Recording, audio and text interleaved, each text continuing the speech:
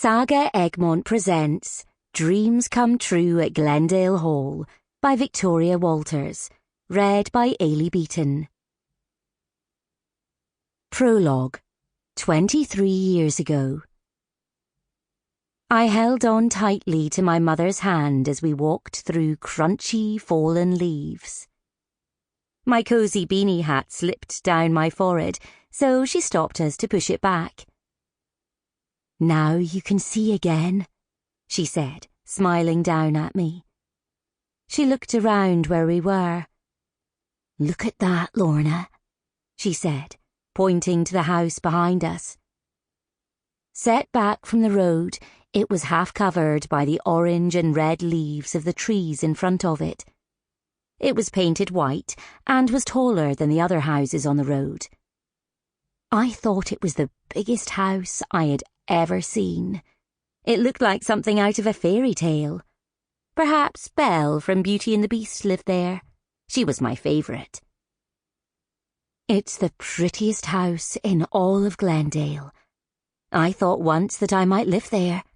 I thought we could make it a lovely place for people to stay." Then she sighed. "Oh, life doesn't always work out the way you plan. But it's good to dream, Lorna. You need to imagine the life you want, and then work towards it. I want all your dreams to come true." She turned from the house and smiled at me. "Come on, we're going to be late." We set off again, and she swung our entwined hands as we walked, making me laugh. Before we turned the corner, I glanced back, and it felt like the White House was watching us walk away. Part 1. Chapter 1. "Lorna, there you are." My heart sank as my boss Chris found me in the lobby of Glenmarsh's Inn. I glanced at the clock on the wall behind the reception desk.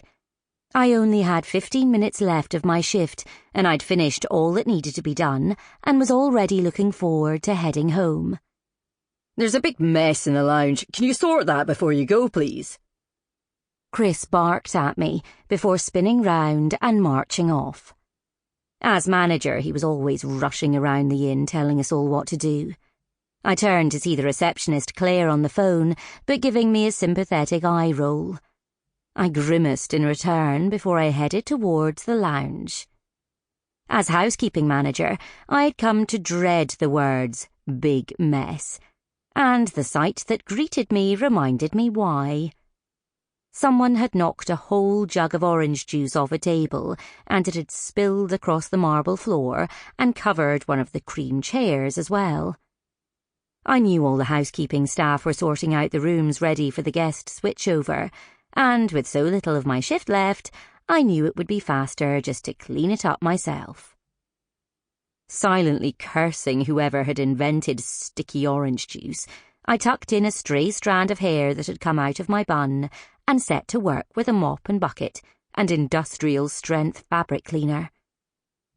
My shift ended when I was only halfway done. "You're still here?"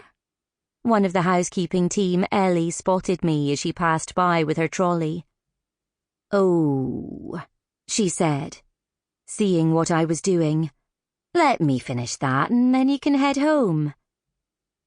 I leaned against the mop and gave her a grateful smile. "Oh, you're a lifesaver.